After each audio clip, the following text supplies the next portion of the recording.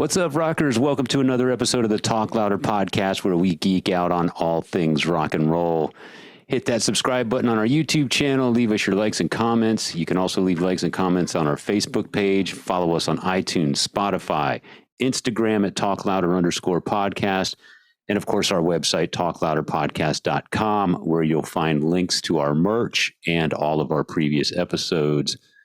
I'm Metal Dave Glessner, along with my co-host Jason McMaster. And man, today's guest is living proof that sometimes your rock and roll dreams can come true even 35 years after you've long given up hope. I can't wait to say this. I can't wait to say this. Even if you break up the band. Yeah. Like, screw you guys. I'm going home. I'm going to have a family and get a real job and all this stuff. I'm burning all my gear. But 30 years later, the phone rings and your dreams come true. Yes. Because when you were a kid, you always dreamed about playing overseas and going on tour. And you know, it's crazy how the story we're about to hear about, it really is. It's it's sort of like the classic Cinderella story, Rocky underdog sort of story.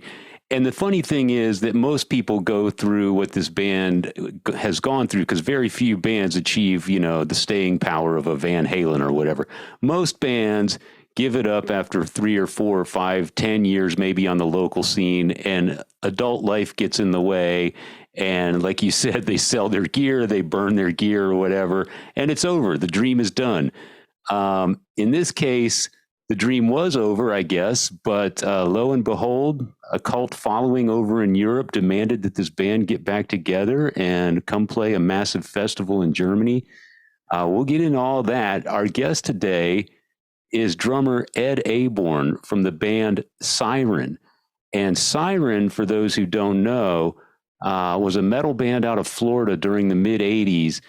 They were from the same scene that gave us Obituary, Nasty Savage, Morbid Angel.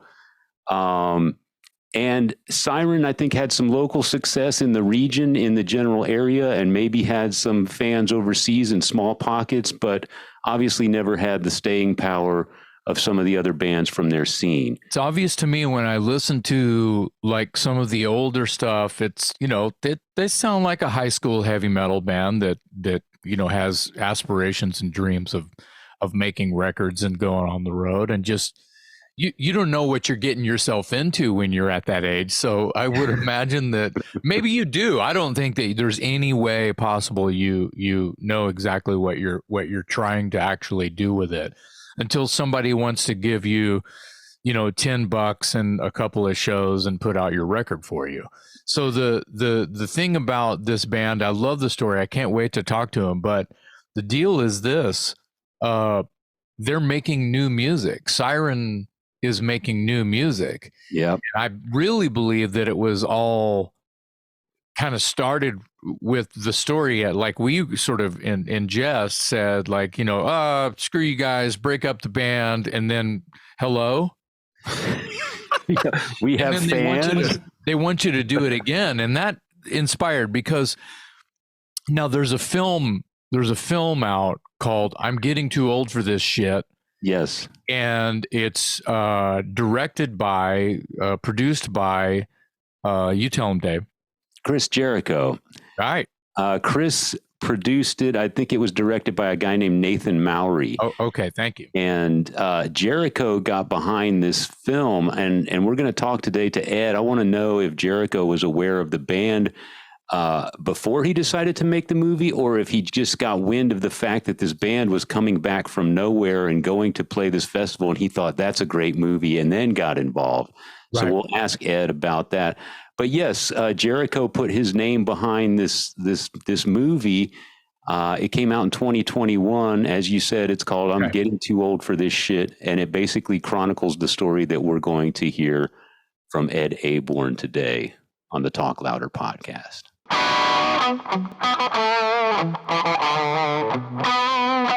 Awesome. So, how you doing, Ed?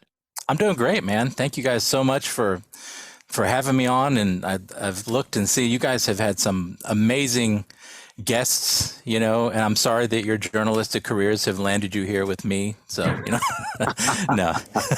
Well, Well. it gets good sometimes and it gets bad sometimes. Let's just hope that you're a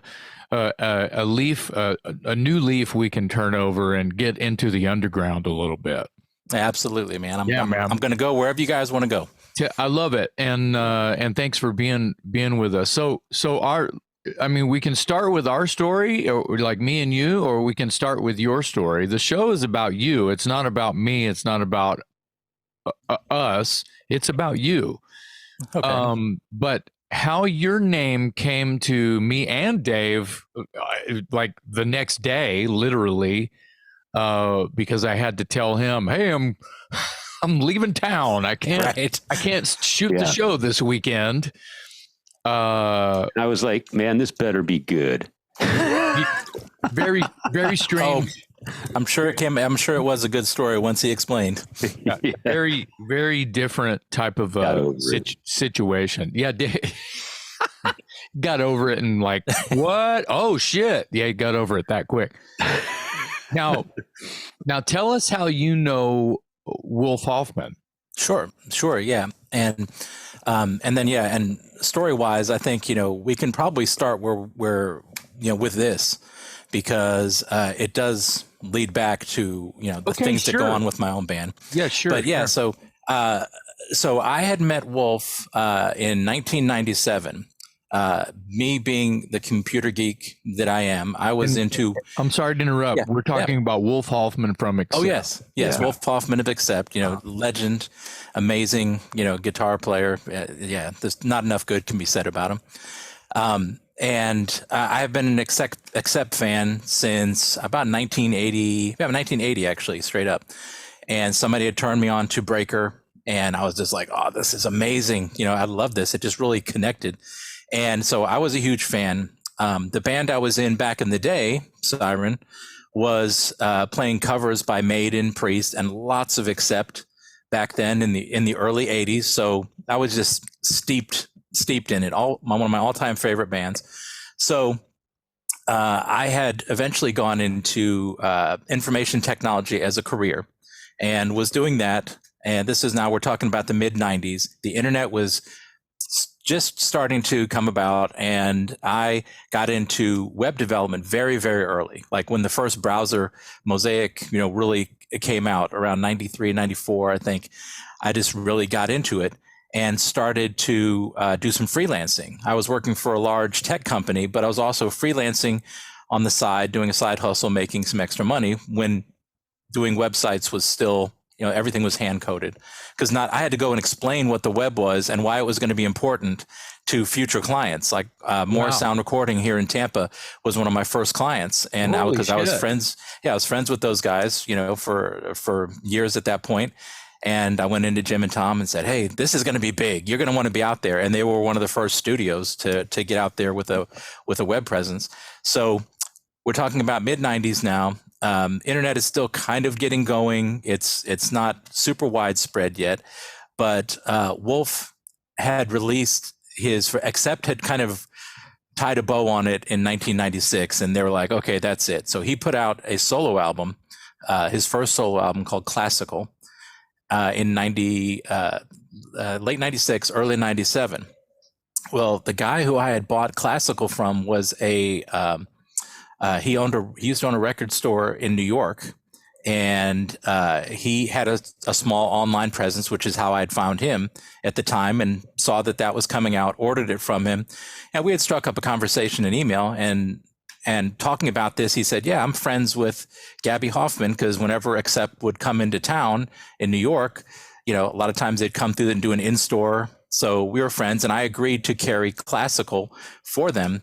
So I'd already received my copy, and I said, I didn't notice any kind of online information in there, no emails, no anything. I said, well, listen, if you ever talk to her, I tell her there's a big fan, and I would love to do a website for them, just free, for free. So I didn't expect to hear any more from it. And then he shot me an email one day and said, hey, I talked to Gabby, and they're going to, said, here's their number, give them a call. Wow. Which I did. And I ended up flying up to it was Mount Juliet at the time, outside of Nashville in 1997 on Thanksgiving Day. This is actually, I was just talking to Wolf the other day. It's been 25 years since we first met. Wow. And needless to say, as a fan, I mean, I'm going up to meet Wolf Hoffman, so I'm kind of freaking out. Yeah. I fly up to Nashville, and they welcome me into their home, just, so with a nice Thanksgiving dinner, everything. Michael Wagner's studio is there on their property. So Michael is there, and I'm like, okay, now I'm sitting here having dinner with Wolf Hoffman and Michael Wagner, which we won't even get into that list of credits. That's what we're going to have to do part 2. Yeah. I mean, it's crazy. So I had dinner with them, talked, and that's how we first met. And over the next couple years, we just hit it off so well between Wolf and Gabby and my wife at the time and myself, and became like family. And I was also doing a lot of stuff with them. I did the first, Accept website and other stuff, and we're doing all kinds of things, but we just really became like family. So as the years went on, that friendship had grown closer. And just, as a part of that story, speaking as a fan,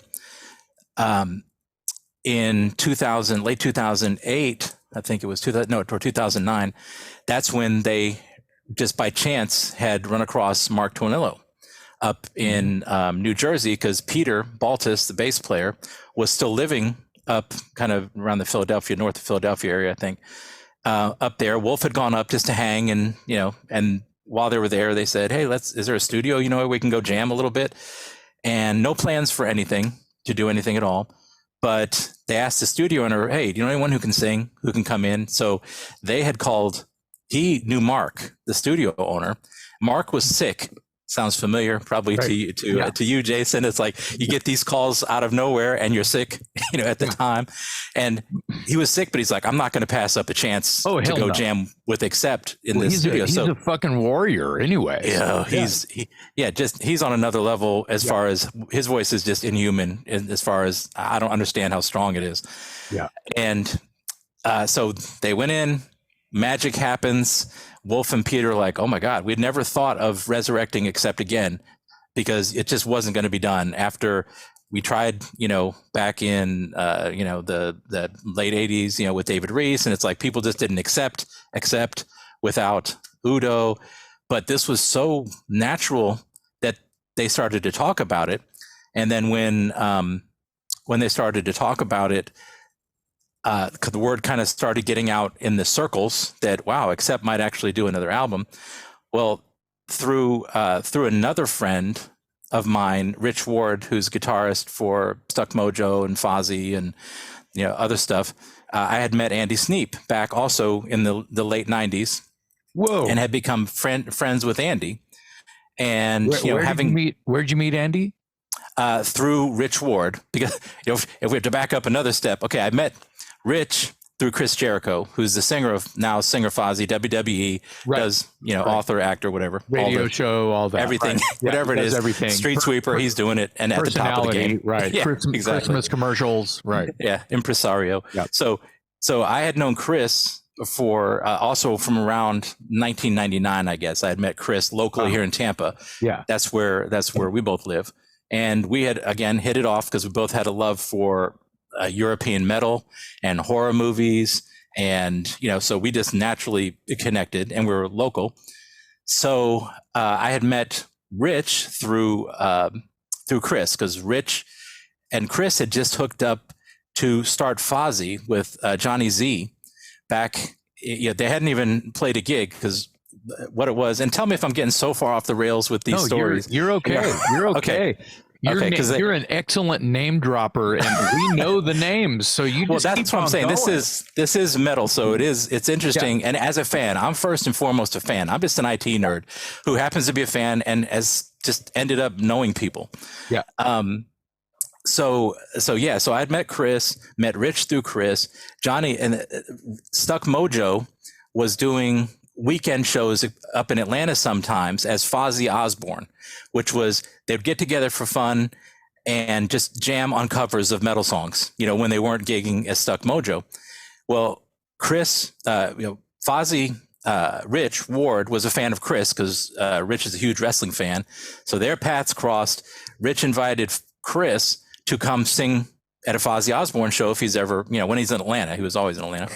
And so they became friends. Word got to Johnny Z up in New York, legendary Johnny Zazula. And right. Yeah. And founder, with Megadeth, Metallica, everyone, just Megaforce Records, right. Exactly. Mm-hmm. And before they had only played like a cover show like that, just one off in Atlanta. He offered them a deal, said, listen, I know the band is tight. Chris is a name. I'm going to finance on Megaforce the first album for Fozzy. And we're going to do a mockumentary film, like a 30-minute mockumentary film about this band, and then release an album. And the album was, I think, like 9 covers and 1 original song, that first album. And it was just kind of a lark. Yeah. A couple of guys in the band wearing wigs. It was like Steel Panther, 20 years ago. This is 1999 now. Right. Wow. And so being friends with Chris, I got to know Rich. And as I started, because I was seeing him more as they were getting together for some of the Fozzy things. And Andy Sneap had produced the prior Stuck Mojo album, Declaration of a Headhunter. Mm-hmm. So Andy Sneap was like, hey, they invited Andy to be one of the guitarists in Fozzy, which he was. So I got to know Andy through that. So now I've been friends with those guys for several years at this point, by the time we hit 1999. And the word gets out in the kind of the metal, underground there that Accept is considering doing another album because they've come across singer Mark Tornillo from TT Quick. And so I get a call from Andy who says, hey, Ed, I know you're really tight friends with Wolf. Is there any way you could put in a good word for me if they're considering an outside producer other than Michael Wagner to do this album, if they do this album? And I said, absolutely, man. I know you. I know you're incredibly talented and you're a good guy. And you're an Accept fan as deep as I am from way back in the day. So I did. I talked to Wolf and Gabby and I said, listen, there's a friend of mine who's an up and coming producer. He's amazing. Here are some of the things he's done already. Who's also in Judas Priest. Right, about to say, it's currently yes, in Judas goddamn Priest. Exactly. As their producer and guitarist, touring guitarist right now. Yeah. These paths are incredible how they've happened. And so I said, but at that time he was still kind of up and coming. He had worked with some names, right? But wasn't at the status where he is now in that top rung of metal producers. So this is what, maybe 12 years ago now? Is that 12 years ago? Yeah, this is 2009. Okay, good. And so I had said to Wolf and Gabby, I said, he's up and coming. He's a great guy. He's based in England, has a fantastic studio. Just give him some consideration, if you would. Just talk to him, see if there's any kind of vibe there. So they did. They ended up also kind of hitting it off. And in the summer of 2009, we decided to all meet together. So I flew up from Tampa to Nashville. Andy flew into Atlanta, and then Rich and Andy drove up because Rich is also a huge Accept fan. Mm-hmm. Rich and Andy drive up, and I can send you some pictures, great pictures from that weekend. Andy flew to Atlanta from England? Yes, he flew to Atlanta and then drove up from Atlanta to Nashville. He really wanted to make a new Accept record. Oh, yeah. He was a huge Accept fan, a fan of Wolf, too, as a guitarist. And so we all converged in Nashville. And what we did was, it was myself, Wolf, Peter Baltus, who had now moved to Nashville from New Jersey, Rich, and Andy. And it was interesting. After meeting and kind of getting a feel for each other, letting them get a feel for each other, what we did was we did this kind of exercise where we literally went from the very first Accept album and listened through track by track up through Russian Roulette, and identified in each song the characteristics that we felt, okay, this is Accept. This is not Accept. This is classic Accept. This element. This is not. And especially as we get toward the later years when Wolf was kind of leaning in some more AC/DC leanings with some of the riffs and some of his other things. Andy was, he's a straight player. He's like, that's not really accept. When I think accept, that's not the type of riff I'm hearing. These are the types of riffs here in this song and this song and this song, but not these. He said, if we work together, I'm going to focus you on that classic sound. So, long story short, they hit it off, decide to go with Andy to produce that first album, which became Blood of the Nations. And it comes out and they legitimately did not know what to expect from it. They didn't, there was already a lot of negativity out there on Blabbermouth and other places that says, no Udo, no accept. It's just not, we're not going to accept it. No pun intended. It's just not going to work, regardless of what it is. So they had no expectations past that first album. And they did it. They put it out and they said, all right, we're going to do one show, and up at the Gramercy Theater up in New York, just to do it and see how it goes. Well, that was 2010, and they have not stopped touring since. They've got 4 albums out with Andy that are some of the best-selling albums they've ever had, and and they are now 13 years into this as a band, which is a long stretch for any band, and the albums are just strong. It overcame much of that, because Mark can sing Udo, as you know, because you've shared the stage with him. He can sing Udo like Udo, and he can also bring his own thing, which is he's just got a very versatile voice. It's strong. It can have that resonant character, that resonance, as well as the grit, but he can temper it however he wants. He can go virtually clean for some songs, and he can go straight up, full on, accept, and it was amazing experience. I flew up for that first show because it's like, I'm a fan. I got to see this just because I've, had a hand in this to some degree. And I flew up, and it was amazing. I ended up driving into the city from Newark with Mark Tornillo and Peter and Mark's wife, Sherry, to go to the Eddie Trunk show, because they had Mark and Peter on as guests the night before the Gramercy show. So we drive in to New York from Jersey across into New York, go up to the studio with Eddie. We're walking in, and who's there in the lobby? Rob Halford. And I'm like, all right, now I'm just, am I living an out of body experience now? It's like, well, how is this happening to me?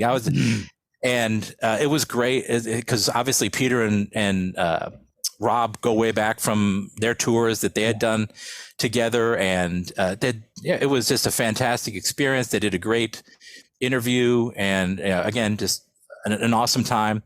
We ended up getting lost in Newark, driving back at like 2 or 3 in the morning, which is not where you want to be lost at 2 or 3 in the morning, just in case anyone's Newark, right? In Newark, you don't want Newark. And you just don't. No. And but the show was amazing. So that's kind of how I came to not only be friends with Wolf, but become kind of an adjunct band member to a certain degree, because as they've continued now, I've always been involved on one level or another with some of the albums, be it just listening through songs as they're being worked and giving my critiques of each to say, okay, I love this one. This one's all right. This one's good. This one, what if you do this? And I'm not saying I'm got any kind of master hand in there, but it's so cool as a fan just to know that, when I look at these things, or to see my name in the liner notes as thanks and stuff like that. You're kind of a super liaison / test market. Yeah, it did. I'm just a guy who's a fan, and a music fan, and a metal fan. Wow. And I just enjoy good people, and Wolf and some of these other people, Chris, Rich, all these people I've met have all been so cool that we just become friends. And I end up, like with Chris, since Chris knows virtually everybody, anytime a tour comes through, our area or even some other areas, I've gotten to meet all my heroes, through, Priest, Maiden, all the bands, Queensryche, all the bands that I love.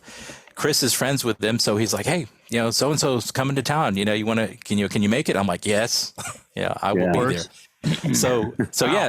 So if you want to wind around, to how you and I got to first meet, we can certainly go there. Let's start that, because I know Dave has some questions, and okay, you're just like confirming what I feel like I know, but I didn't know all of the details. I knew that you and Wolf were tight.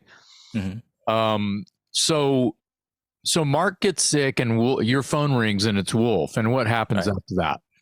This is in early October. Right. So I was actually out just having lunch, and Wolf calls, and that's not unusual. So I'm like, "Hey man, what's up? How you doing?" And he's like, "Oh, not so good." I'm like, "Oh no," and I knew that's my Wolf Hoffman. Thank you. Not so good. That was good. And I knew they were on tour in the U.S. And I'm like, "Uh-oh." I'd been following, from socials and stuff, and everything looked like it was good. The shows looked like they were good. So I'm like, "Oh, okay." And I said, "Oh, what's going on?" And he's like, "Oh, well, Mark is really sick, and we don't think he's going to be able to perform the next few shows at least. And we're trying to find someone who might be able to stand in. And I was hoping you could reach out to some of your contacts to see if you could find someone." And I said, "Oh, absolutely. I'll do everything I can." And I said, "When's your next show?" And it was like the day after. This was a Tuesday, I think. Mm-hmm. And the show was on a Thursday. And I'm like, ooh, okay. That is, after I got off the phone with him and sat there for a second to kind of gather my thoughts and think, okay, who is most likely? And I'm like, okay, so I got to try to find someone who is familiar with Accept, who can sing Accept, and who can fly out in a day to go do it and front a band. And I'm like, that's not even like a normal great cover, band singer can do, because most people can't do it. They don't have the voice to be able to be any kind of true to Accept. Yeah, you can sing, with a regular type voice, but I think the fans would be like, yeah, okay, thanks for trying, but not the best.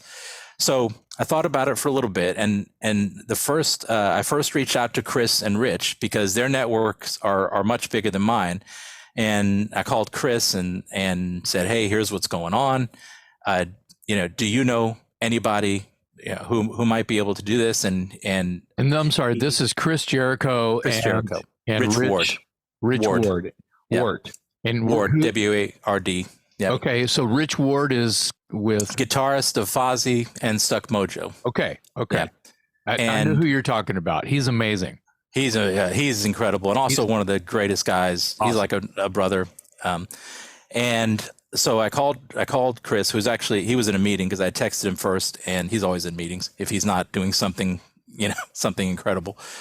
And he said, "Okay, yeah, we'll definitely reach out to Rich, and you might also want to try." I forget who he also mentioned. If it was, I think he mentioned possibly Russell Allen. Yeah. And I said, "Okay, all right." Russell Allen is amazing. I know all these guys. Russell from what band is Russell known? I can't think of it right Symphony now. X. Thank you. And Trans-Siberian Orchestra. That's his two biggest ones. Right. Okay. But Russell had also done a stint in Adrenaline Mob with Portnoy. With Portnoy and Rich Ward, who we're talking about. That's right. Yes. Okay. All right. So Rich full circle now. Okay. Yes, everybody knows who Rich is now. So yes. Okay. And Rich was tight. Obviously. I'm glad I brought that up, though. I'm really glad, because that's worth knowing who we mean when we say Rich. Yeah. The spider web. Yeah, that's Rich. Okay. And he so I reached out to Chris, called Rich. Rich gave me a shout back, and I told him what was going on. And he said, "Okay, well, here's Russell's number. Give him a shout." And he said, "You also might want to reach out to Tim Owens, from formerly of Judas Priest, Ripper Owens." And I said, "Oh yeah, that might be someone who would also be a good fit." He said Bobby Blitz from Overkill. Yep, Might that be a was great one. fit. If you remember our phone call, our conversation, that I was hoping Bobby would be perfect. Bobby, he's right there. He lives right fucking there. In New Jersey. He's exactly. in the backyard. What's going on? How can we? He turned out to be busy. Anyway, carry on. Exactly. Yeah, they probably knowing. I'm sure Mark and Bobby are super friends. Mark Tortilla, and so they probably reached out to him through Mark first, and again, unfortunately, off the table. So, so I didn't have Ripper's number, but my friend Jim Morris from Morris Sound Recording, he had recorded Iced Earth, so he had recorded Tim, several times. So he shot me over Tim's number because he knows me. I'm not going to be, getting crazy or fanboying or something on him. So reached out to to him, but unfortunately he was like in Australia or something. Oh wow. Touring. So he was off the table. So who else I called then at the same time I called Rich and Chris was I called Todd Michael Hall from Riot because I had become friends with Todd just from years of being a fan, with Riot, and I was friends with Mike Flintz, the guitarist of Riot 5, and so we had gotten to where we were, like I said, I could call him and say, hey, it's not like reaching out of the blue or something. So I called him and said, hey, here's what's going on. I don't know if you're busy, because he could do it in terms of skill. He's an incredible singer. Oh yeah, he's like top notch. Yeah, exactly. Yeah, he's ridiculously good. So. Right, and looks amazing. I'm jealous. Yeah. I'll admit it. The man is taking too much talent and looks from the rest of us. He's a good-looking guy, and from what I can tell, he's a sweetheart. Super by nice. the way, he's a fucking kick-ass heavy metal singer. There's nothing, and he's an incredibly successful entrepreneur and businessman. It's like, and a great dad and family man. I'm like, okay, I get his number from? I'm kidding. It's just such an incredible guy and so nice. Like I said, so we're talking, and he said, yeah, unfortunately, I can't do that, right now in that quick of a turnaround. But let me reach out, and see if maybe I can find somebody. So we got all those feelers out. I had reached out to Russell. Unfortunately, Russell was leaving for TSO rehearsals, Trans-Siberian Orchestra rehearsals, within like 3 days. So he's like, oh man, I can't unfortunately do that. So I'm like, okay, no problem. And that's when Todd from Riot texted me back and said, hey, Donnie Van Stavern, the bass player of Riot, said that he's friends with Jason McMaster, who might be a perfect fit for this. And is it okay if we give Jason, or if you give Jason a call, or I forget if they gave you my number, or if Don ended up with your number. Okay. Yeah. And so I, we eventually we texted a little bit, and then we got on the phone for that first conversation. And you I remember and I. This is you and I on the phone. Right. Yeah, this is us now. So we've arrived here on a Tuesday. It would have to be afternoon at this point, because this chain started around midday. So Tuesday afternoon, we're talking, and I explained the situation, and you're like, oh man, I could tell your mind was just like reeling from like this call. It's like coming out of the blue. It was obvious that I was just going, oh no, what am wait, I have to do this. Wait, I can't do this. Wait, I have to do. No, I can't, but you can't. It was like I had the angel on one side and the devil on the other. Right. It was just like, what? Yep. Wow. Yep. And I also remember you saying, man, and because I could hear you clearing your throat and coughing every once in a while, and you're like, man, I'm just coming out of a bad, it was either cold or a sinus infection, some kind of mung, and I'm like, oh man. And I said, well, let me ask you this, is it something you think you could even possibly do? Is it, how you're feeling, what your capabilities are? Should we just say, okay, I can't do this in 2 days because I know where my voice is, but you were like, no, just let's you didn't shut it down. And then you sent me you texted me the links to you actually doing accept covers. You know, the videos for the songs of you actually doing accept covers. And I listened to it, I was like, oh my God, if he can do this, this would be perfect. So I forwarded those. First of all, I had texted Wolf and said, hey, I spoke to Jason, you know, sounds like a great guy. You know, just not sure if all the pieces are going to come together. And you had then texted me those songs. So I passed those right over to him. And when they heard those and also did some, you know, I know a couple of the guys were already familiar with you, you know, from your work with the other bands. Mm-hmm. And so it was like, once they heard those covers, they're like, this is perfect, you know, so let's see if he can do it. So Wolf, you know, had called me back and said, okay, well, you know, we've talked about it and we want to ask him if he will do this. It'll mean getting on a plane in about 12 hours, you know, or so. And I said, okay, let me give him a shout. So I did, and, you know, gave you a call back.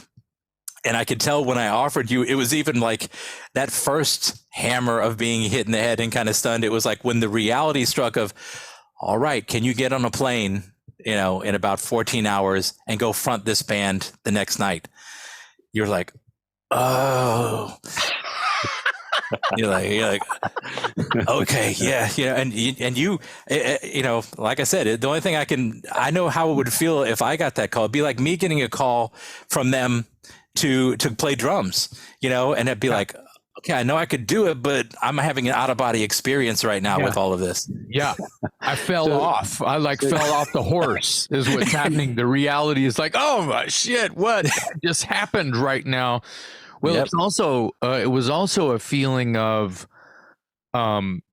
multiple emotional things are happening right now because, and I've said this 100 times, is when I go see Accept, it has to be correct. Mm-hmm. So I had the willies about that. Yeah. You know what I mean? It's like, I was like, I'm going to have shit thrown at me, aren't I? Right. Yeah. That's big shoes. That was like half of the anxiety that you were actually, that I was emoting through the telephone. Mm-hmm. Mm-hmm. So you weren't even, Ed, you weren't familiar with Jason before all this. You guys had really no contact. Not personally. Were you familiar with him from Watchtower and Dangerous Toys and that sort of thing? Or did you even know the name, or did his name just come up and then you pursued it and the rest is history? Yeah, I had heard some Watchtower in the past, but not enough to know the members or anything. It was just, it had crossed my radar at some point. And now Dangerous Toys I'd heard of and you know, had heard songs and could kind of remember, like, oh yeah, that's right. But again, not so much where I was in the okay, I can name the band members. So when it was passed through to me and said, yeah, this is, you know, Jason McMaster of Dangerous Toys, like, oh, okay. I put two and two together with that. But the first time we ever talked was that day. You know, we had never crossed paths personally before then.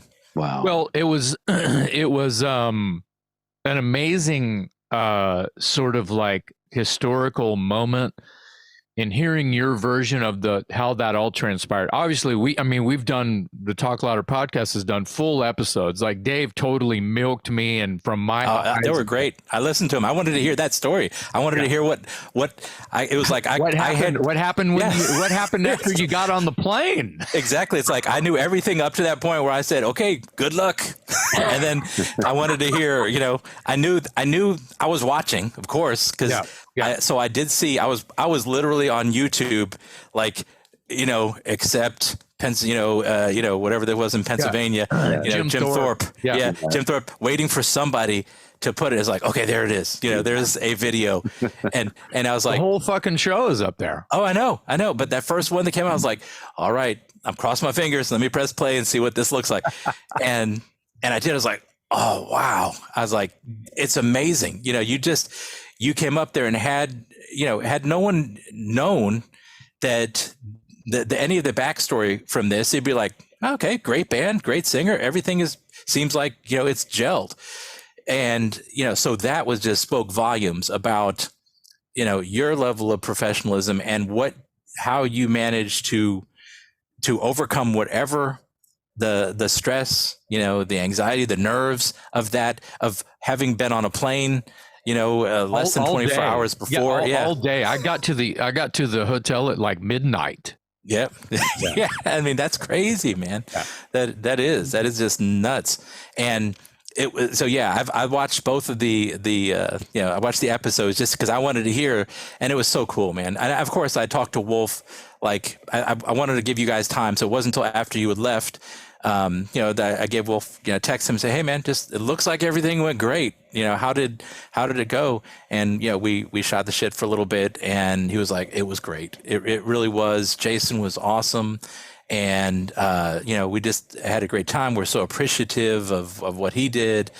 And, so yeah, it was, I can't, say enough good things about you for accepting that challenge.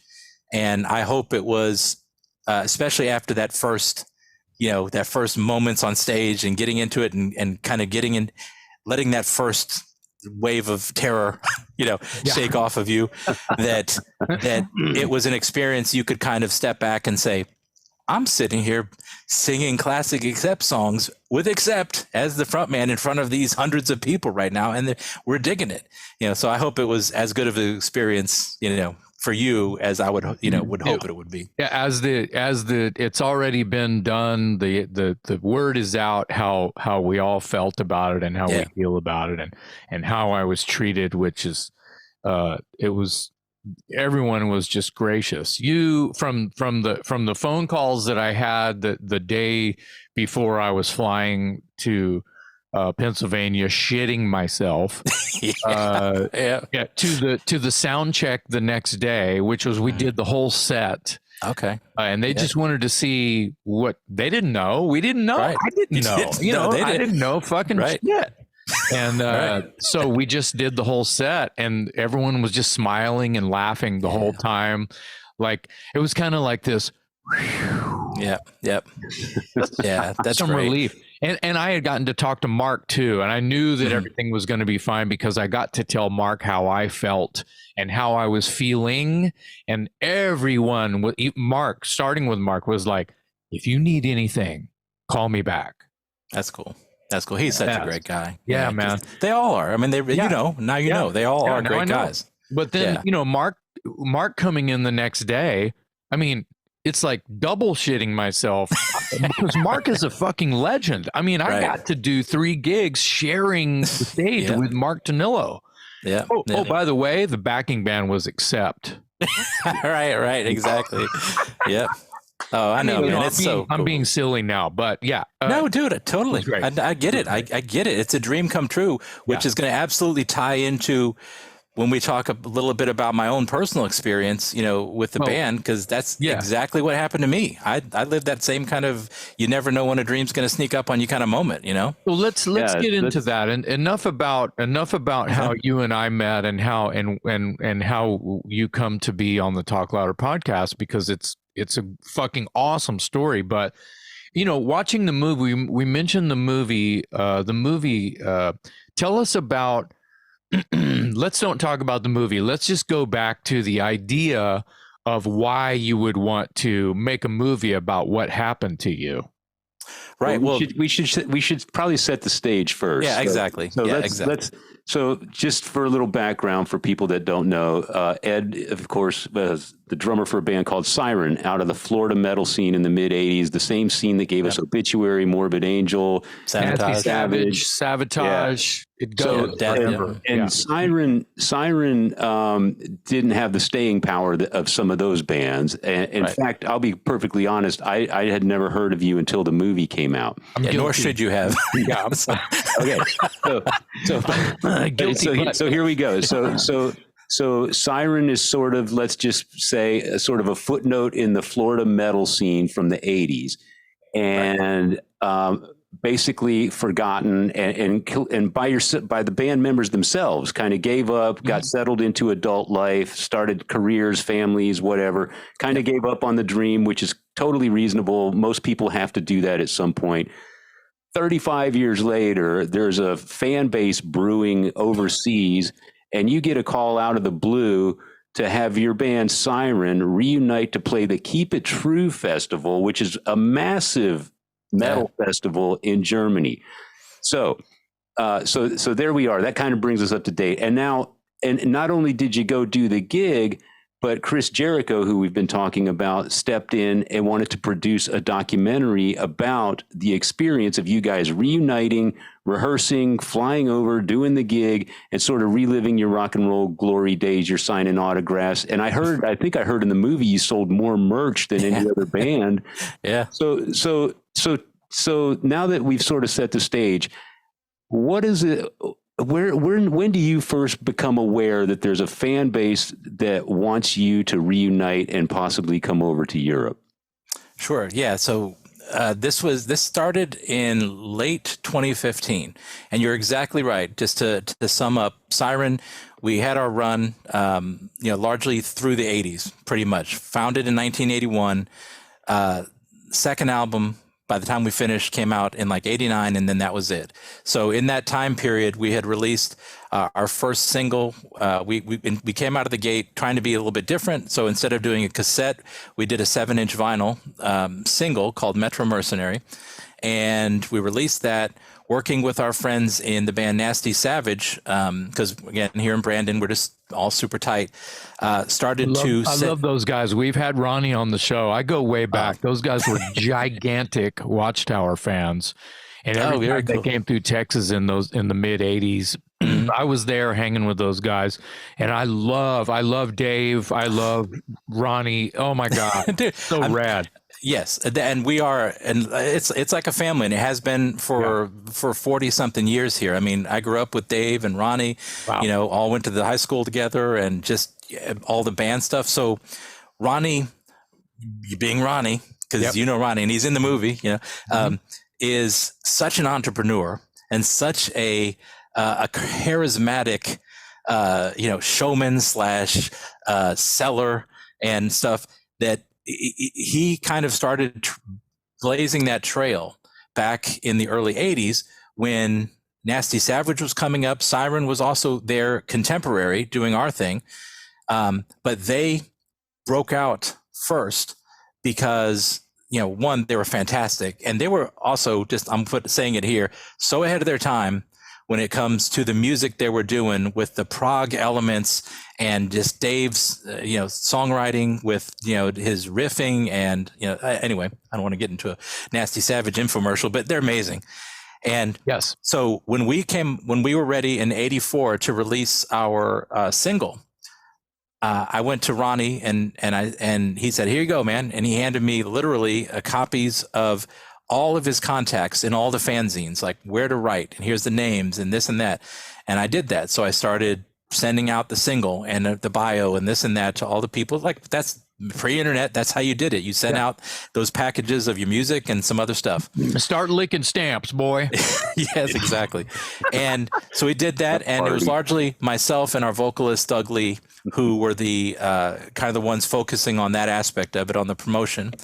And we did that and just kind of kept it going. We released a couple more demos and over the next couple of years, and did the rinse and repeat, sent those out to the different things, and got good response. We got a good amount of coverage in the magazines, and all the stuff back in the day, Aardschok and all the different, fanzines. I bet I have a stack of those old. I mean, I do. I have a shit ton of, like, from 81 to like 87 fanzines, black and white Xerox stapled Pickaxe together, and guillotine and all. I have all that shit, and I bet you guys are in some of those. I need to go through those, and I'll scan. I'll go through there and I'll let you know. I'll text you later and let you know if I find you guys in there. Awesome. Yeah, I have several of those old magazines, the ones that we appeared in, because they'd send you a copy. They'd always send the band a copy.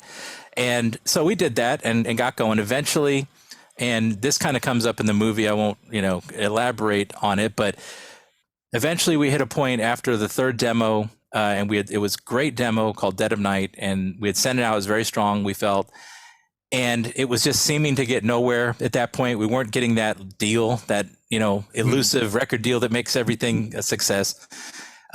So the guitarist wanted to leave the band, and he had already kind of left before a little bit, but I talked him back in. This time he wanted to go again.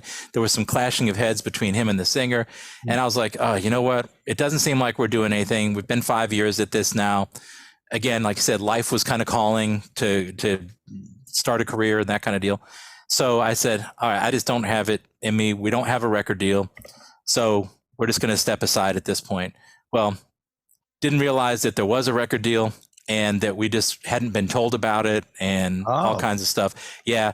So that when that happened, and we found out when that album came out, and there's, I had written 6, or 10 out of the 10 songs on the album. My name's not even on the album anywhere, even in the thanks. I'm like, all right, that sucks. That is not cool. So that kind of, who is this record available? Surely it's out of print by now, but what label was it on? That was on a label called Semaphore, I believe. Okay. It was in Germany. So what it was, all right, that deal had been going. Doug, the singer, was the one, who was aware of it. So rather than calling myself and the guitarist back, he called former members of the band and say, hey, you want to go record this album? Didn't tell them it was lineup change. So they're calling, the guys in the label are calling the other guys by my name and the guitarist's name, because he didn't tell them half the band had swapped out and they couldn't play the stuff. That's fucking weird, man. That is. So that was part of the kind of drama that went on, back in the day. Yeah. So that happened. They kept going for released another album around 89, and then kind of called it quits. So that was it. By then it was in my past at that point. Everything, all that band stuff was in the past. So 2015 comes around. Siren is in my distant past. I've been in IT for 20, 30 years, and I'm a dad raising 2 daughters, as a single dad. And I get like simultaneously about 5 messages on Facebook in the period of a month from different people in different countries like Russia, South America, Germany. And they all ask, hey, are you Ed Aborn, the drummer of Siren? And I'm like, yeah, that was me. There's only one Ed Aborn on Facebook, so it was easy to find me. And they're like, oh, we're big fans. I've been a big fan all the way since the 80s with your first album, which is called No Place Like Home, by the way, to answer your question. Yep. And I've been a big fan since then. And I have a lot of questions. First of all, do you have any of the original old stock of discs or anything, T-shirts, cassettes? I'm like, not really. But that's what we have questions. Can I ask you about the band? And I'm like, sure. So this happened, like I said, from different directions at the same time. Well, me being the nerd that I am and a super quick typist, I was like, you know what? Just for fun, I'm going to just dump all my memories of the founding of the band up to the point where I left, just so I have it. So I took it was 3 nights, type it all out, and I finished. I'm like, shit, I accidentally wrote a book, and I did. It was 30 something pages long. Wow. And I'm like, you know what? I'm just going to have fun. I got a bunch of old pictures. Let me scan them in. So I scanned them in, made them into an ebook basically, and then sent them out to these people. And that ended up being, I can actually get one here. This is, this Siren, the early years kind of thing. It's just just my recollections and some pictures. I just had a few printed out for my own, my own purposes. Wow, that is badass. But I preface it here. The first thing I said is, some stories just have to be told. This is not one of them. Oh, so that's how it started, and that's how I generally felt. But it was fun. But the thing is, I could find everybody in the band because I was mostly friends with them, and I wanted to have them look at it and verify. Do I remember this correctly? Did this happen? Did that happen? What else do you remember? And I couldn't.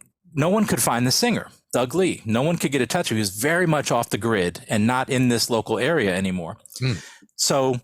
And I told that story that I just told you, in a little more detail about what had happened and how, that wasn't cool, but I put it out there. That was what I lived.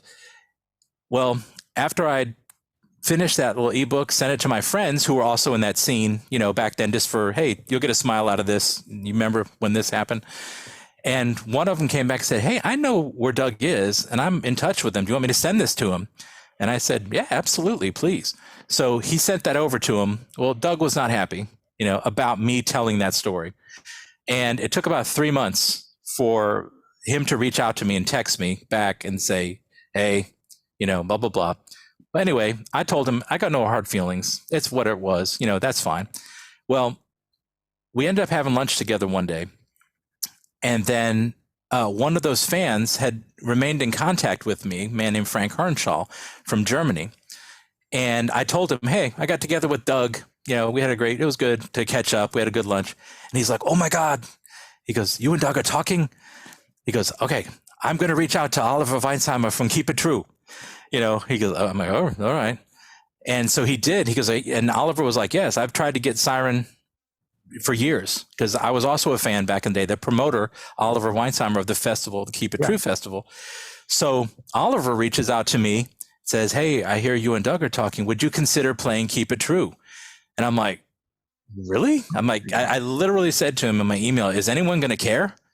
Because why? Is anyone going to know what we are? He's like, oh, yes. He goes, you have a large following here in Germany. And I'm like, okay, that is unexpected. So talked to Doug and I said, we don't have a band. What are we going to do? Do you want to do this? Do you want to do this? And we talked about it. Said, well, if we can put enough of the core band back together and be able to prepare for it, then we should do it. So that's what we did. We reached out to former members of the band and assembled as original of a core band, as we could to get it going. And as this was going on, we confirmed that we're going to do it. We had about 6 or 8 months to prepare before the festival. Mm-hmm. And we felt we needed that time to be able to do this. So as this was going on, like probably 2 months into it, I was talking to Chris Jericho one day because, like I said, we see each other frequently. I said, dude, you're not going to believe this. What's going on? We got a call to ask if we'd reunite and play, because he goes like, this is the band from your high school days, right? From when you were a kid. I said, yeah. He goes, really? He goes, I don't mean to be rude, but is anyone going to care? I said, that's the same thing I asked, Oliver. Is it? And he said, this just doesn't happen, man. He goes, I had a band back in my high school days that, we would never expect that we would have a following. He goes, this is crazy. I said, yeah, it is. He goes, okay, well, that should be cool. So the next day he calls me back, because then his mind is going, and he's like, listen, man, this story, I can't get it out of my mind. What's going on with you guys right now? He goes, what would you think if I paid to have a documentary crew come down now and start to follow you and capture this process all the way up through going to Germany? I'll pay for them to go to Germany with you, capture whatever goes on over there. He goes, because I'll tell you, he says, whether this is an incredible feel-good story and it's a triumph, or the train comes off the track on stage and it's an absolute disaster, it's a story I would want to see. And, so I think either way, I would just love to have this captured and, just produce this. So I'm like, dude, we're going to live it one way or the other. So it would be fantastic to have this also captured, along the way, because worst case scenario, we just have an excellent home movie of our experience, of this whole thing. Yeah. So Dave, to get to your question, that's how we ended up at the precipice of this journey. Was the elements somehow came together and ended up so-and-so knew so-and-so. One question got led, we got asked to play, and now we're, again, like you, Jason, with a little more run-up time, still kind of shitting ourselves going, all right, we're 50-something years old now. We have not played together in 30, 35 years. None of us, are really professional musicians by any stretch of the imagination. None of us are international travelers, let alone trying to, deal with a band going over there. It's like, this is going to be, something, but it really is, like I said, the synopsis of this whole thing for me is you never know when a dream's going to sneak up on you, but when it does, and you take that chance and go for it, you know, even to live that dream, even for a moment like we did, you know, to have that week in Germany culminating with being on stage and playing and seeing thousands of people singing back the lyrics I had written, you know, in one of my high school classes, and to be conscious of that and tell myself, you know, and I made it a point. I made it a point as I was rehearsing in those months up there. I said to myself, you've got to not let that moment pass by. And like you're giving, you know, public speaking where somehow you go into that zone of that out of body kind of thing. Said, you need to be conscious when you're sitting there, look out and tell yourself, this is exactly the dream you had when you were 18 years old, to play these songs, to see thousands of people in front of you jamming out and being into them. You know, yeah, you're 53 or whatever it was, you know, years old right now, but you did it. You're actually living this dream.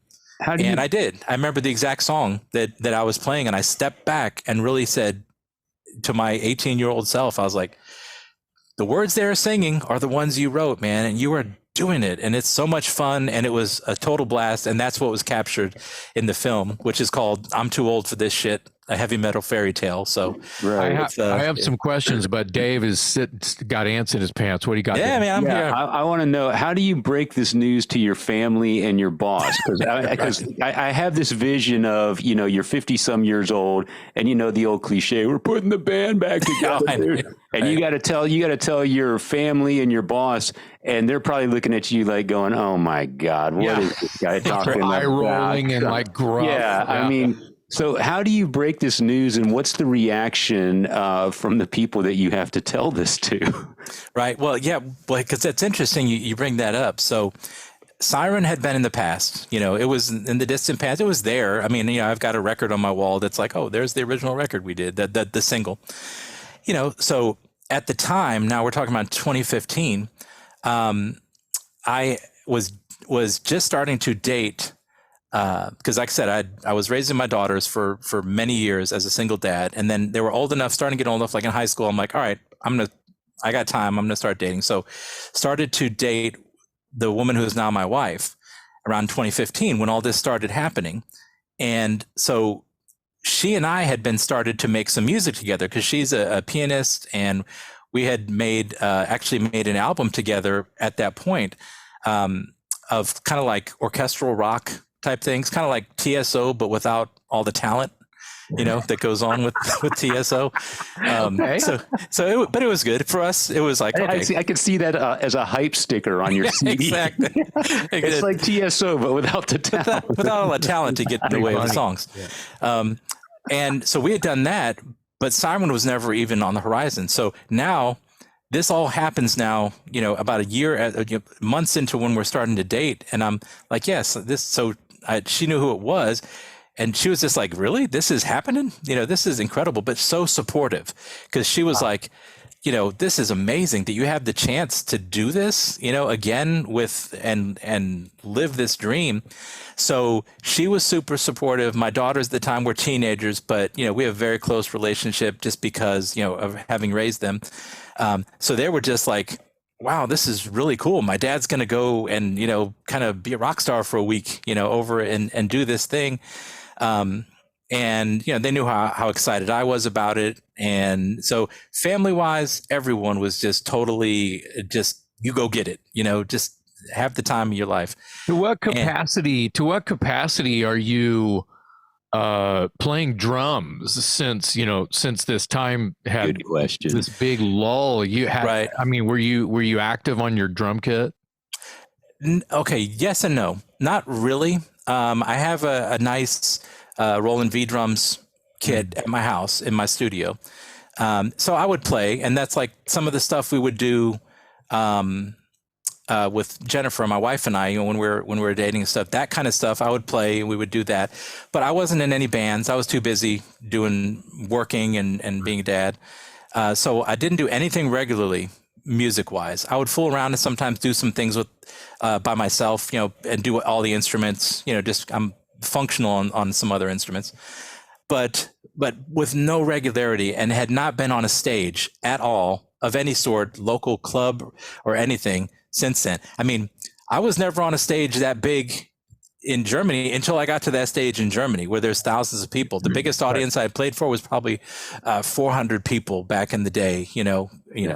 So, it was club not days. Club yeah, days. exactly. Yeah. Yeah.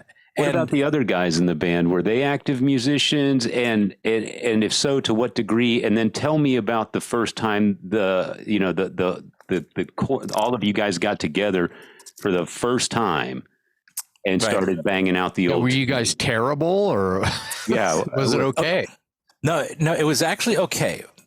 We did. I'm a pretty organized person, and I guess kind of like the organizer and leader of the band. So, and also being in technology like I'm in, it's like, we're going to use these tools to make sure, we're going to get this online platform set up so I can put all the songs out. You guys can learn your parts, start working on them, that kind of thing.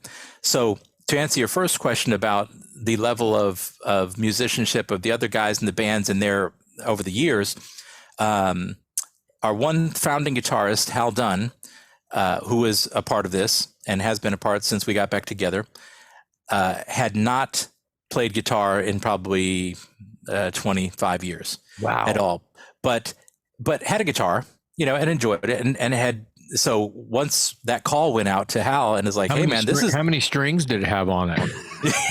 I'd say one. Did at he that have point. an amp? One rusty. Did he even have an amp? Yeah, no, he actually had a small, just a small practice amp and a guitar from back in the day. He always had it, but he too was working through his career and just doing that. And so he really had to come up to speed quick on the stuff and pick up the tunes and some of the songs, because he wasn't in the band for a certain part of the period. He was there in the very beginning of the band, but not through some of the recording years. So there was new material for him to pick up as well. Our other guitarist was a mutual friend. His name is Todd Grubbs, and he is the only one in the band who has been a musician straight through. And he has always played guitar, has had gave lessons for years, and now has his own music school for several years. So he was kind of like a ringer. And I knew, and we're best friends, had recorded several things, in the past, but I was like, okay, I know if Todd's in the band, musically, we will be solid because he is rock. He's like a rock and super talented. Went to Berklee School of Music, just one of those kind of guys. Yeah. And so I knew he was going to be solid. Our bass player was initially Ed Hauser, who appeared on our demo Iron Coffins. And in the movie, you'll see what happens, because a large part of the story of one of the hurdles we had to get over is what happens to Ed after practicing with us for 6 months and then having to step aside literally like a month and a half before the gig. Some health issues, right? Right, exactly. Yeah. Because he had been a helicopter pilot in the Army and lots of tours of duty and coming for hard landings, and it just totally messed his back up. It's just all kinds of compressed discs, and he's, he ended up needing surgery 2 weeks before we were supposed to play. And that's so you start getting into the film like I was, and then that happened. Right. And you're like, what? Oh, I know. But believe me, we're getting on a plane pretty soon. Yeah. And that's why the whole, just happenstance of what happened with our other bass player who had, from the Dead of Night demo, Greg Culbertson, who had just happened to reach out literally after I tried to call him when all this stuff started coming up, but could not find him, could not reach him, and hadn't talked to him in 10 or 12 years. So we're like, okay. So we went with Ed. It just miraculously, he had called out of the blue one day and said, hey man, just wanted to see what's going on. I'm like, you're not going to believe what's going on. I can't believe you called me. It's like, I tried to get messages through to you. He's like, yeah, I'm sorry about that. But, so the other guys were fairly, they weren't coming in cold, and Doug was always familiar with the tunes. So vocal wise, he was pretty much good, ready to go. I had been as soon as we started with this whole process, I had started to work the songs up myself and really grind them in. So every day I was playing our full catalog of what we were going to play, and getting used to it. So when we finally got into the room, into the rehearsal space, it was absolutely not a a train wreck. It was encouraging. It was like, all right, everyone has put in their time to start learning parts, at least for these first, 4 songs that we started working on or whatever. It's like, all right, we're going to be able to do this. We're going to be able to pull this off. And, so that took a little bit of the edge off. Is like, okay, we're going to be able to do something. It's just, how good is it really, going to be? And then all the logistics of everything, of figuring out how to get to Germany and being over there. And that's not what we do. So I hope that answers your question, Dave, about. Yeah. By the time you flew over there, did you guys feel pretty confident that you guys were going to be able to nail it? Or were you still kind of like, well, we did the best we could in the time we had, and we're just going to get up there and wing it and hope for the best? No, I think we were confident. We put in the work. We were confident in that we had put in the time and we're familiar with the songs. But it was more the unfamiliarity of being in that situation and knowing where to go and what to do, and dealing with getting on stage. And like during the gig, we actually had there was a technical issue that popped up about 3 songs in with a cable that was causing a low end kind of feedback issue sometimes. And that's not something we deal with. We did prepare kind of if we need to do this or do this, but so we kind of be like, all right, what are we going to do? We got to let them come out and figure this out, do this, do that. But again, it was fine. We ended up getting through it. Doug bantered with the audience a little bit, and we just kind of walked through it. But those are things that come from experience, and the experience we just did not have of being out and playing. We did back in the day. If this gig had happened in 1986, it'd be like, hey, no problem. But happening when we're bald and 50 years old and up there in front of a crowd. So, but yeah, we were definitely not overconfident. We were very much had the nerves, about it. But also, I know we had talked enough to be. It's like, listen, let's just enjoy this. We've put in the work. You could actually see. I would record some of the rehearsals, and actually recorded the very first rehearsal we had with our bassist Greg Culbertson. When he came back in, when he rejoined about a month and a half before to try to, come on board and come up to speed. And that's out on YouTube. Actually, if you go to our channel out there, you can see some clips, because I had recorded that and I was like, wow, this actually sounds pretty good. So let me put out these clips of us playing through that last demo, and just to give the fans something to see. It's like, hey, we are out here and working on this stuff, and you can see, we sound okay. So yeah, it was definitely, we had put in the time, but by no means were we like, oh yeah, we got this. Yeah. It was kind of like, all right, we think we're going to do all right, but we'll see how it goes. What bands are on the bill the year that you went out there?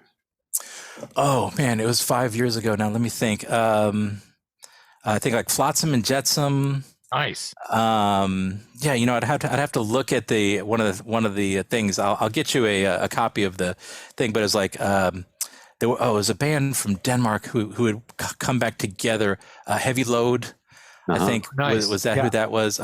Hitman from, I believe they're up in New Jersey and California, I think. Yeah.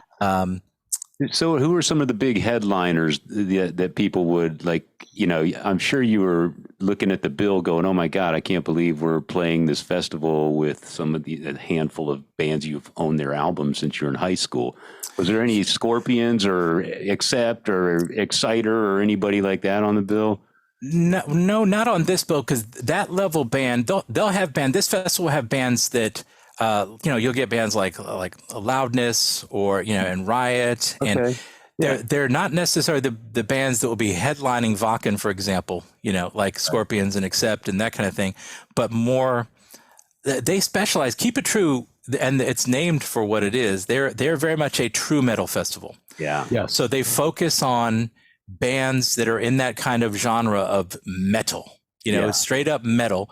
And they also specialize in trying to reunite bands sometimes that have not been together. Like they'll try to bring bands that haven't necessarily been together for a while, or bands that just are more the underground type favorites that will play the other festivals like Bang Your Head and Wacken and some of these, but they won't be the headliners. They'll be somewhere on the early afternoon circuit. They'll play in the daytime. Exactly. Right. Exactly. They might play and there's nothing wrong with that. Like I've played Bang Your Head with Watchtower. It was in 2000, and we went on at like 3:30.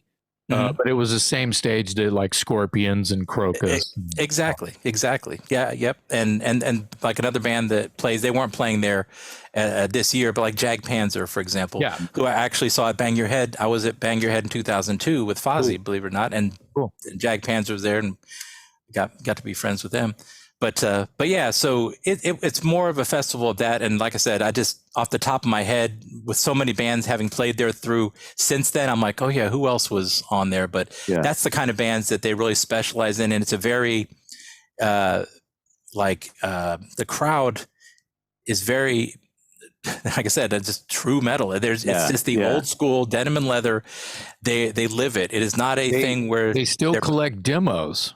They still do tape trading. That's the kind of people that are at Keep It True. The other festivals seem to be a little more. I don't want to say they're a little more money. I don't want to say that because they're more polished and more party atmospheres. Granted, Keep It True was a party, but they're also just so invested in the music and the fact that they love to see their favorite bands. Like in the movie, you saw the reaction of the people when we went to that pre-party, and the man who I was talking to, I'm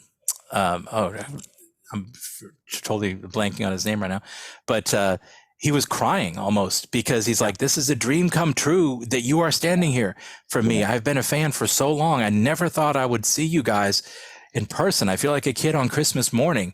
And I said to him, no, this is our dream coming true. This is amazing. So I was going to ask you about that because you've obviously been away for a long time, and the nature of the festival and the loyalty of those types of fans.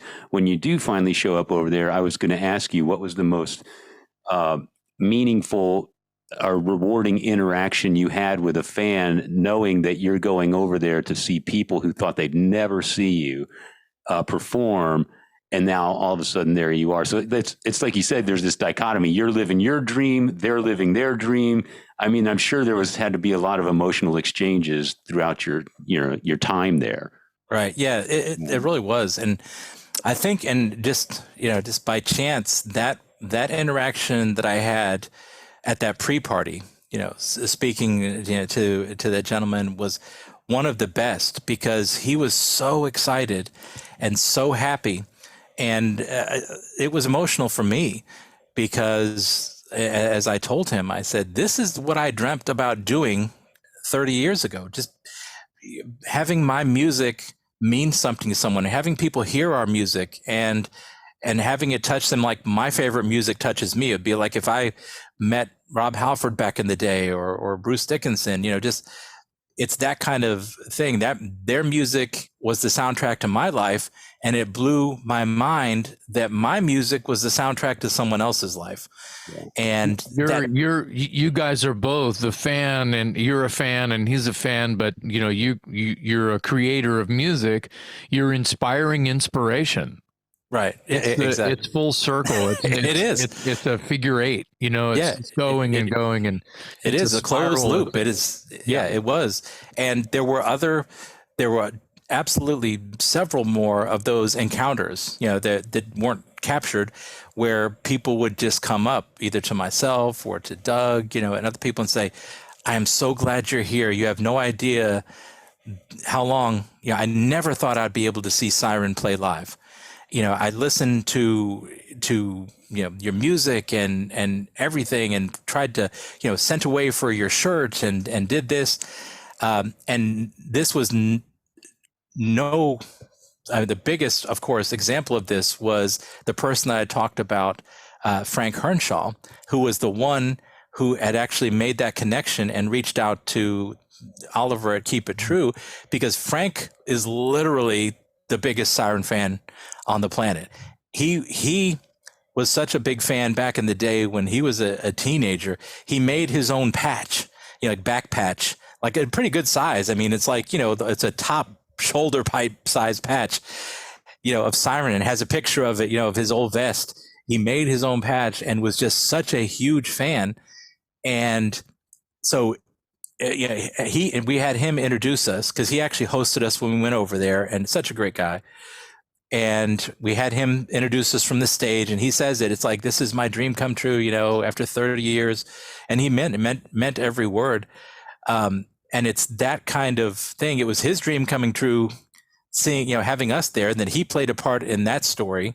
And like I said, and it kind of circles back too. It's like, it was a dream that I would never imagine playing a part in Accept story, as we talked about in the very beginning, and, connecting them with the producer, and then them taking off. And it's just amazing how life takes you places that you never could have imagined that you would go. Yeah. And just like Frank was a incredibly successful businessman, and had his full career, and just, you never know the people you're going to meet, and where they're going to go, and where they're going to take you. And now Frank actually retired from what he was doing in the corporate world, being a senior executive in a large company in Germany, and has his own label. And now Siren is actually on his label. Wow. Yeah. So yeah. And that was another thing. Let me, I don't mean to go on about this, but no, it's one great. of the other things that was a dream coming true during this whole process was, as we were preparing to play at Keep It True, we had labels reaching out to us, into these independent labels, saying, hey, we know you're going to be playing at Keep It True. We want to release an anthology package for you.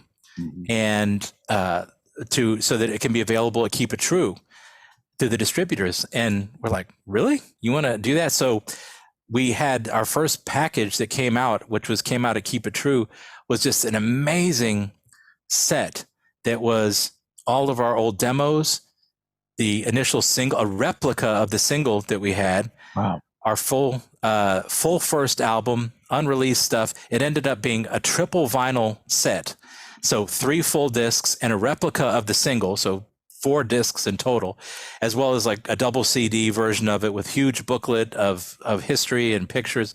And so I'm sitting there, at Keep It True, just looking at this, because that's the first time we saw the package, just triple gatefold, record set, and thinking, wow, I'm going to be playing this, festival and playing these songs. It was just incredible. So we also recorded a few new songs for that package, because I was like, you know what, we're doing all this. Let's just do something. Let's re-record one of our songs that we never recorded for an album, Dead of Night, the title track off that demo, and a couple new songs, which we did and included on that set. And we had such a good time with the experience of playing the festival and being together again and jamming and making music, that, as you saw in the end of the movie, we were like, hey, let's just go ahead and keep going, and we're having fun. Let's just do it. So we decided to record an album, which we did released in 2020, which ended up being this one, which is Back from the Dead. Yeah. So that came out in 2020, and was great. And the artwork was awesome. I love the artwork. Oh, thanks. Yeah, we try. It all ties back to all of our early stuff, and we just released this one last month, or October, the A Mercenary's Fate, which ties back into our initial single, because of Metro Mercenary. I listened to the first couple of songs off of that new record, and if I may, it reminds me of, well, I called it, I was talking to Dave about it, and I called it American metal. It's very much American metal, and it really feels like the tone of that material is very like early metal church. Yeah, dude. See, those were even though we were kind of like semi-contemporaries with them, all coming up in the underground at the time, we were huge metal church fans, as well as Priest, Maiden, Accept, largely. So when we went to start recording our own music again, we were very conscious of, let's write as if it was 1985, but with what we know now musically. We've all advanced musically, as individuals to different degrees, but stay true to that. Stay true to our influences so that it's not night and day. It's just like, okay, here's what the demo sound like, and here's what it sounds like in 2022. And it just sounds better because the production's better, but it's still the metal we grew up with and the metal that we love. Very much American metal, very much, especially with Doug's tone of his voice. Especially like the Mike Howe type metal church. There's that little bit of gruffness, but still singing with tones. You're very familiar. So, that's I think a very good way to classify it. Is it true that you guys sold more merch than any other band at Keep It True? Okay, yeah. This is for that edition of Keep It True. And we only had brought like one style of T-shirt because we're doing this all ourselves. We have to pay for buy all our merch, do it, and get it over there. And so we had T-shirts, some other stuff. It's funny. Things that do not sell well in Germany, for those of you who are keeping score at home, beer koozies, for beer bottles. Learn that lesson. Yeah. And ladies' tanks. Ladies' tank tops are not a huge seller, so, but our T-shirts sold out, just the Siren logo, white Siren logo on black shirts is all we ever had. And then we did have an allotment of the album sets from the labels who did it. So we were able to sell our own allotment, and so we totally pretty much, other than those couple items, we sold out of everything. So when I was settling up the merch sales at the end of the festival, my friend Frank Hernshaw, I mentioned, was there, kind of also there because he speaks German fluently and was kind of helping go through. And they were talking, and after we had finished and got the money and we were walking back, Frank said, "Hey, just so you know, he told me that you guys did the highest grossing merch, for the festival here, as of right now, which is, pretty much everyone is settled out other than the last couple hours of the show." So I was like, that's cool. So yeah, that was a shock and very, it was an amazing experience. I mean, it was rare in that all of our expenses were paid. So that was incredible to have a band like us flown over, and, transportation and hotel, and just everything just an amazing experience. I can't say enough good things about Keep It True and Oliver and the way he treats all the bands and the fans. So yeah, it was magic. It was everything you see there that happened in that movie. That experience is what we went through, and I think it actually comes through. We're basically like children kind of finding our way across the world, and then we get to live the dream for a moment, and it's just like, that was awesome. Yeah. So yeah, I loved it. I loved the movie. And again, I didn't even know it existed until Jason told me about it. And he told me, basically summarized what it's all about. And I said, "Oh, that sounds great." And when he told me about it, it reminded me of the Anvil movie. The Anvil movie I thought was great too, because it shows sort of the unglamorous side of being in a band and the reality of being in a band, and the long hours and the crappy vans and the crappy gigs and the fighting the promoter to get paid. And then you go back to your day job, and it shows sort of the drudgery, but it also shows the spirit that drives these people. As impossible as the odds are, these people just won't give up. And so Anvil is very much like that. And your story kind of had some elements of the whole Cinderella story, or the don't count us out kind of thing. And so I loved it. So anybody that hasn't seen this movie, and again, it's called I'm Too Old for This Shit, or I'm Getting... I'm Too Old for This Shit, a heavy metal fairy tale. I'm Too Old for This Shit. So if you're listening to this and you're familiar with the Anvil movie and you liked it, I would recommend this movie. I would recommend this movie anyway. because it really is a nice sort of a peek behind the scenes into some guys who are now in their 50s getting to relive their dreams. And I mean, the drudgeries and the getting lost or losing your band member. Where's he at? We did lose Greg a few times. Yeah, your bass player seems to disappear quite a bit, right? The "Where's Greg" thing was funny throughout. What I was going to say is that the drudgeries or the ugly side of just being on the road or in a train station or whatever, and you're late or you've lost your wallet or your passport, and you guys, So, when you're 19 years old, that you don't care about that shit. Right. You don't care where you're going to sleep. It's like, we need some more beer, or it's like it's the immediate, if I can't hold it in my hand right in front of me, it doesn't matter. Yeah. Oh, where are we going to go now? You know what I mean? It doesn't matter. But when you're at our age where you have these responsibility gene that's on, crank to 10 all the time. And an expectation of comfort, comfort levels. Right. And that's where I'm going with it. Well, and also the professionalism, because and there's no doubt, Keep It True, the way Oliver runs everything over there, it's top notch. Yeah. And so I've heard stories about bands going over that have, whether they like reformed, they've been done for a while and they reformed to go play Keep It True, which is what Keep It True does. I've heard that some bands like are late and they have to change their set times, and the audience gets irate. They get upset because they have their whole day planned out of when they're going to go, what day they're going to go. And then if they have to, so-and-so late, or he got lost, or, or the band is having an argument and they can't find the singer anymore, Right. That's all happened at Keep It True. I don't know the stories verbatim, but I know that it's happened there. So the fact that you guys all showed up, played a great set, had these like outer body experiences with true fans.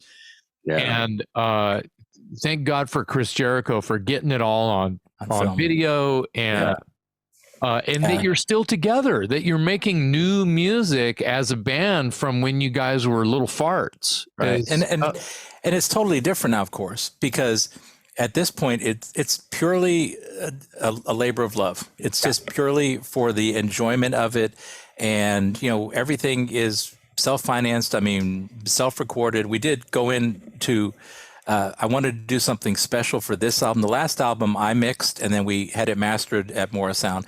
But for this time, I'm like, you know what? Let's just go ahead and have Jim Morris actually mix this. So I did all the pre-production, got everything over, and then we just went into the studio with the Pro Tools sessions and had Jim, we mixed it with Jim.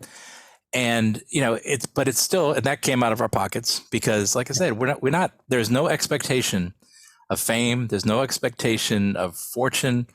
It's the opposite. It's cost money and it takes time. Yeah. Right. But it's being able to hold that album or to put it on, and listen to it from iTunes or Spotify or whatever, and be proud of it and just go, wow, the 18-year-old me would absolutely think this album kicks ass.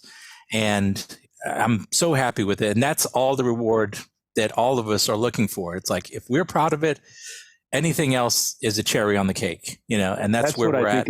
That's what I think is so cool about the movie, because you have that as well to look back on and to show your family and future generations and that sort of thing. A lot of bands will hopefully leave behind some sort of recorded music, some sort of product, but you're able to also have this movie. And I think it's great that Jericho and was it Nathan Mowery? Yeah, he's a director. Great young man. Yep. Yeah, I think it's just awesome that they saw something in this and wanted to capture it, and now it's available for nerds like us. Because I loved the movie, because it's exactly what I said earlier. It sort of shows the side of rock and roll that doesn't often happen or never happens or whatever. Right. And because I loved the Anvil movie, I mean, it was it was fantastic. I think one of the key differences, because there are similarities in that, that there's that dream that they're always going after. Yeah. But the difference was we set the dream aside 30 years ago and said, okay, we're putting that over here. Yeah. Yeah. And the dream kind of went around the corner and came back 30 years later and tapped us on the shoulder and say, you remember me? Yeah. And like, you want to live me for a week? I'm going to give you that shot. And it was an amazing experience to live. And as you said, I'm so thankful to Chris to have the foresight to be able to know that it would probably be a good story, whether it was a triumph or a tragedy, and that it was so well put together by Chris and Nathan. It took a year for the film to actually be finished after the festival, because there was 100 and something hours of footage that was captured over those like 5 months leading up to the festival, and then at the festival itself. Yeah. And when you've got 100 hours to sift through and find where the story is, that took a long time. So they would work it. We didn't see it for I think the first time we saw it was maybe 11 months after is when we first got a look, and then there was still a couple more trims and stuff that were done after that. But it was kind of surreal. We all got together as a band to watch it, and when you're watching it yourself on TV and remembering, oh yeah, I remember when that happened. It's like, this is just weird, just to see this. But they did such an amazing job at finding the heart of the story, because it's hard to tell a story from footage sometimes when there's a bunch of disjointed conversations and events, and trying to get that pacing of, okay, well, this is what happened, and I got to kind of remain true to that in terms of the timing of it. Yeah. But how do I show the emotion that these guys are going through, and not just, like when Doug lost his passport for a while, like that scene. I love that when that happens in the movie. I love it when it happens watching it. Yeah. Then that whole thing lasted a period of about 30 or 40 minutes. I mean, in the movie, it's about a minute and a half. Yeah. But, for the 40 minutes, it's like, oh, but when you look back on it and it's just the way it was captured and put together, it's just like, oh yeah, it's actually funny to watch Doug, go around. This just doesn't make any sense. Maybe somebody came by and took it. Of like, what? We're all here by ourselves. Who's going to walk by and take it? So yeah. But yeah, we're just so grateful for everything. Tell people again the name of the movie, where they can see it, and then tell people where they can find music, Siren music. Yeah, especially the new record. Sure. Yeah. So the movie is, again, I'm Too Old for This Shit, a heavy metal fairy tale. And if you put in Google just Siren metal band, you'll be able to find pretty much all this stuff, because it's been out there long enough now where we've had enough coverage and reviews and that you'll find it.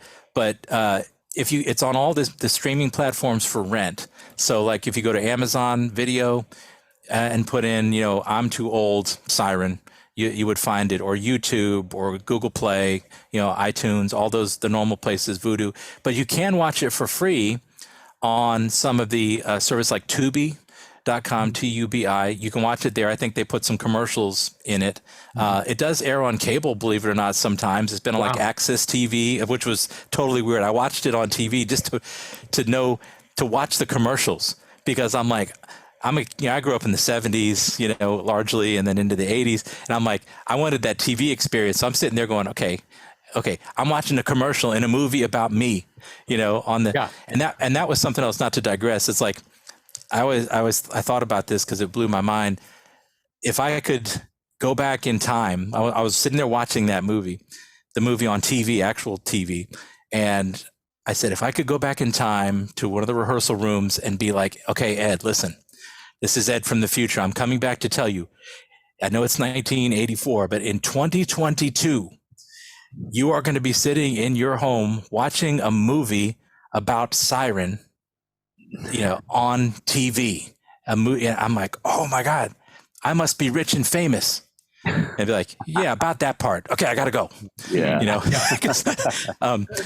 But yeah, so you can watch it on Tubi for free. Okay. If you go to, we're just setting up now so that it's currently licensed for viewing in through Gravitas Ventures. So they have like a North American license on it, exclusive for North America.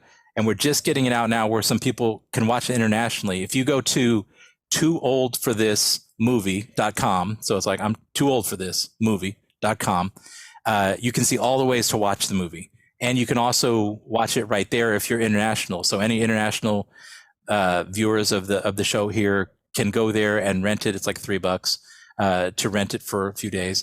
You can also buy DVDs and Blu-rays on Amazon. That's through Gravitas if you're a physical collector. Cool. And if you go to our mainly our link tree is probably the best way. Just Linktree Siren Band US, all one word. So link TRE, or you can go to sirenbandus.com. And that'll take you through our YouTube page. But if you just search Siren Metal Band in Google, you'll find us. Siren Metal Band. There are plenty of other Siren bands out there, but we're pretty much they're not metal. Yeah, we're the and you'll see us. So you can't mistake us. It's like there's the old guys. Yep. Yeah. Well, man, your story is just is incredible, and I'm so happy for you, man. I just love a story like yours, and you don't hear them very often. You always hear the story about the guy that used to be in a band and had to give it up because it happens to so many. Yes. And it happens to talented and worthy people, man. It's just it's a game of numbers, and I love the fact that 35 years later you got that call, and I love the fact that it was captured in a film. I think that's awesome. So. Yeah, it's great. And I appreciate you guys so much for having me on. It's so cool, Jason, how our paths ended up crossing just through all these. You really have the full story now on how I ended up talking to you and all the paths that led there, through the years. And, and I love it. And I appreciate you guys having me on and letting me, talk about the incredible experience we've had. Of course, man. Of course, we could probably do a part 2 and talk about what's happening with Siren, but with you and who you met this week, who you're going to meet next week. Because it sounds. Well, that's the thing, man. As a fan, it blows my mind. It's like, how do I know these people? Yeah. Right. Well, the whole Rich and Chris and Andy connection, and then the Wolf connection, and Gabby, I mean, let me ask you this. They were, someone was telling me it might have been like Uva from Accept, or maybe, I can't remember. Chris, maybe, or I don't know who told me that Gabby Hoffman used to write their lyrics. Oh, yeah. Like a lot of the old Accept lyrics. Yes. Like she wrote the lyrics. I've heard that before. She was Deafy. If you look on all those albums, it says Accept and Deafy. She is Deafy. Wow. So she wrote stuff starting on the Restless and Wild album. Okay. So Restless and Wild, Balls to the Wall, Metal Heart, Russian Roulette. That's pretty much virtually all Gabby. Wow. Yeah, because she was a powerhouse, and not only being their manager and bringing this band up, she is a story of legendary proportions herself. Holy and being a woman. I mean, talk about being Sharon Osbourne manager level strength woman in this business before anyone else. She brought Kiss to Germany. Dokken, was responsible for him getting his first record. I mean, just all kinds of stuff, and took on the challenge of Accept, because she first heard them was like, there's no fucking way I'm going to do anything band. Have you seen this singer? There's no way. But she's like, finally they wore her down in this company she was with. And she's like, all right, but I'm going to go to this band and tell them you are going to do exactly what I say. And they were like, from like 18 to 20, years old, but without question, and this and that, and I will make you famous. And they're like, okay. And she did, and they did, and she was like, yep, we're going to do these choreographed moves, we're going to do this is the kind of thing. And she had the best command of English, and is also very creative and talented, so she was the lyricist. So yeah, when you're singing Balls to the Wall, or all these other tunes, Princess of the Dawn, it's that's her. Wow. And the lyric is heavy as fuck. I'm not saying that doesn't matter that it's she's amazing. Yeah. Gender has no boundaries. I don't give a shit. But no, she's amazing. The fact that she was the manager is she a talented musician on top of all of that? She's not. No, she is not a musician. Okay. She is not. She is incredibly sharp. Very sharp-minded, very smart, very strong, very able to hold her own in a incredibly male-dominated field. Like the stuff she has told me through the years, because remember she was their manager working all of the deals, all the tours, even up through not only through the initial part, but through the re-beginning of the band back in 2009 and getting going again, and all the tours they did up until a couple years ago. About a year ago. Yeah, about 2019, I think, is when she basically said, okay, I'm done. I'm going to go ahead and transition over now to Wolf and the other companies, that can also help in the touring companies and stuff like that. So, yeah. But yeah, and it's actually funny, now that I think about it, you're talking about the circle. So I'll make this quick, because my connection, I had that connection with Accept, but the Riot connection, well, with the new Riot, with Riot 5. Yeah, of course. I didn't really have that personal connection with them until 2019, okay, on the 70,000 tons of metal cruise. Mm-hmm. So Accept was headlining the 70,000 tons of metal cruise that year, and they called me and said, hey, Ed, do you want to come on this cruise? You can have your own cabin. And I'm like, yes, I do. So I joined them, went on the cruise, and Riot 5 was on the cruise. I'm like, yes, this is awesome. I love them. So that's how I met Mike Flintz, and we became friends on the cruise, because I went up to him and said, hey man, I've been a fan of Riot since 1980. I mean, my first liner note credits ever on an album, my very first liner note thanks is on Fire Down Under. You're on Fire Down Under? Yes, on the back of the album itself. And I'm like, I was 15. Okay, I was 15 years old. That's my first liner note. But I'm trying to let you guys go. I'm good talking, but it's like I don't want to spider web you into 80 different stories. Wow. Okay. Move on. Okay, but yeah, so that was my first. So I've been a fan of Riot since back then, and talking to Mike, is how I became friends with Mike, and our friendship has grown over the past few years, which is how I got to be friends with Todd, which is why I reached out to Todd, which is how we got down, to back to Donnie and to you. Yeah. So technically it was, like I said, that connection is how I got the Riot connection. Because if I hadn't made that connection on 70,000 tons, I would not have known, been able to call Todd and say, hey, do you know anybody, or can you do this? Wow. So it's amazing how all this comes together. I get what you just did.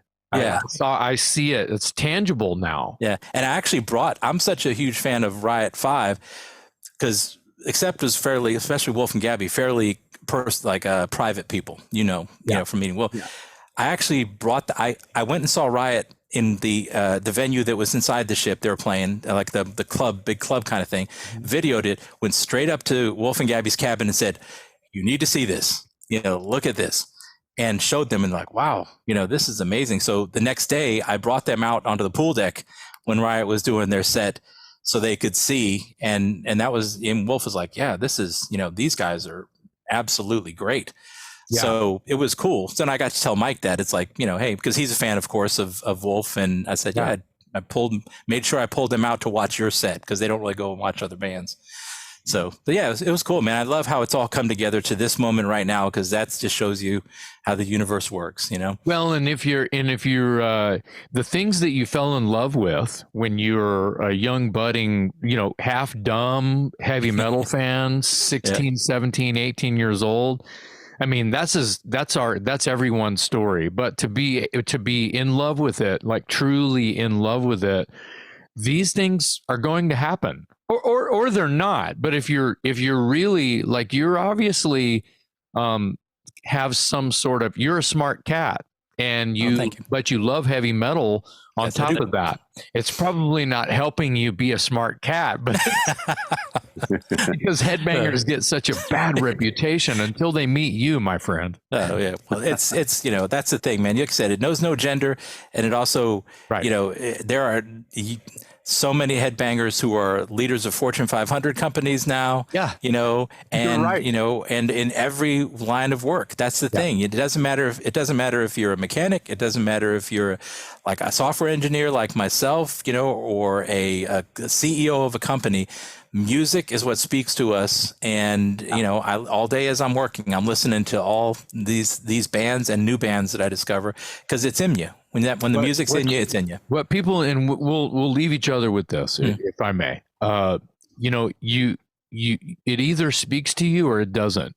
Yep. You either understand the language it is or you do not. Therefore, it should be easy for you to ignore and not talk shit about it.